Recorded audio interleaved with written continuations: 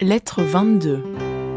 Mon cher père, j'ai été très heureuse de recevoir la lettre dans laquelle tu me dis que tu espères être ici pour la Pâque prochaine. Tu es donc déjà en route, je pense, et près de Gaza, où la caravane doit s'arrêter demain. Mon cœur bondit de joie à la pensée que bientôt je vais pouvoir t'embrasser. Et l'espoir de te voir et d'entendre de nouveau ta chère voix me met aux yeux des larmes de joie. Je suis si heureuse aussi de penser que tu viens ici pendant que Jésus s'y trouve également. Jean, le mari de Marie, nous assure qu'il sera à Jérusalem pour la Pâque. Jamais homme n'a parlé comme Jésus, jamais prophète en Israël ne fit des miracles pareils à ceux qu'il accomplit. Bien qu'il en fût éloigné de plusieurs stades, il a guéri d'un mot le fils du prince Chusa qui était à la mort. D'un mot également, il a calmé une terrible tempête sur le lac de Tibériade. Dans le pays des Gadaréniens, il a chassé les esprits de plusieurs possédés, et lorsque les démons quittèrent les corps qu'ils avaient si longtemps tourmentés, ils reconnurent sa puissance et confessèrent, bien à contre-cœur, qu'il est le Christ, le fils de David. Je t'ai déjà parlé de la résurrection du fils de la veuve de Naïm. Il a rendu la vue aux aveugles et aux estropiés de toutes sortes l'usage de leurs membres. La semaine dernière, Élie, un infirme qui a la main sèche depuis 9 ans, vint trouver Jésus dans la maison de Rabbi Amos.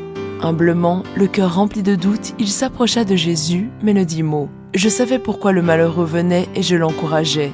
« Ne crains rien, Élie. Dis à Jésus ce que tu désires et il te guérira. » « Mon enfant, me répondit-il, c'est plus que je n'ose demander et pourtant je ne puis m'empêcher d'espérer.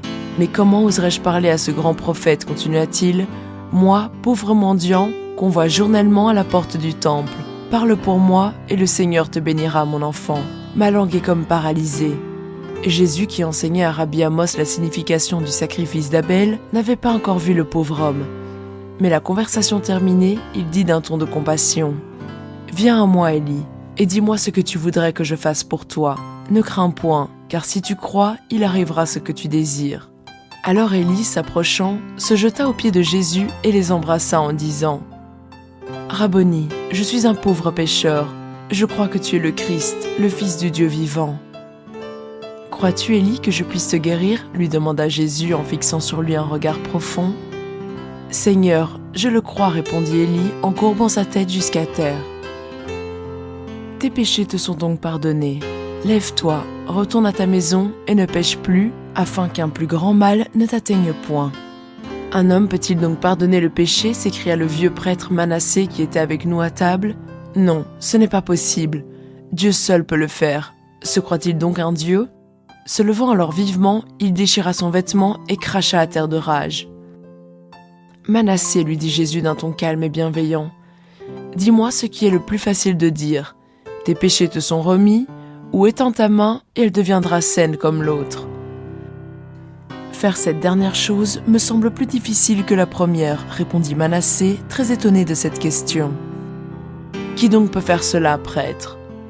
Dieu seul qui nous a créés, répondit Manassé en regardant la main sèche d'Élie. Si Dieu seul peut guérir et que lui seul peut remettre les péchés, ce sont donc là des œuvres de Dieu ? C'est pourquoi, continua Jésus, se tournant vers l'infirme, je te le commande, Élie, étends ta main et elle sera guérie. L'infirme regarda Jésus avec un regard confiant et étendit son bras. Soudain, ce bras devint semblable à l'autre. Le changement eut lieu si vite que nous pûmes à peine nous en rendre compte.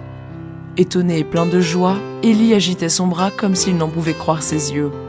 Puis il se mit à chanter un chant de louange à la gloire de Jéhovah et se jeta aux pieds du prophète en s'écriant « Tu n'es pas un homme, mais l'envoyé de Dieu. » « Te voilà guéri, Élie, dit Jésus d'une voix grave. Sers et adore Dieu et ne pêche plus. Maître, tu sais toutes choses. Voici, mes péchés ne te sont pas inconnus. Homme frère, continua-t-il, c'est avec raison que ce saint prophète ou cet ange de Dieu m'a dit avant de guérir mon bras, tes péchés sont pardonnés. Car sachez que cette main desséchée était la punition d'une grosse faute que j'avais commise. J'avais écrit pour le lévite Phinéas un parchemin et je changeais un chiffre dans le compte pour gagner 4 cycles d'argent. Immédiatement après, je sentis ma main se paralyser. Cela m'est arrivé il y a environ 8 ans. Mais depuis, j'ai demandé pardon à Dieu avec un cœur véritablement contrit. En entendant cette confession, Manassé s'écria étonné. Vraiment, Dieu s'est souvenu d'Israël. Le temps de l'accomplissement de ses promesses est arrivé. Oui, Jésus de Nazareth, tu es le Fils du Très-Haut. Pardonne-moi aussi mes péchés. Et l'orgueilleux prêtre, se jetant aux pieds de Jésus, inclina son front couronné de cheveux blancs en signe d'adoration. Si les péchés secrets de l'homme sont ainsi connus de Jésus, mon cher Père, s'il peut pardonner les péchés aussi bien que guérir les maladies, ne devons-nous pas, comme Ésaïe, le nommer l'admirable, le conseiller, le Dieu fort, le prince de paix? Je dis comme Manassé, qui donc sinon Dieu peut pardonner les péchés?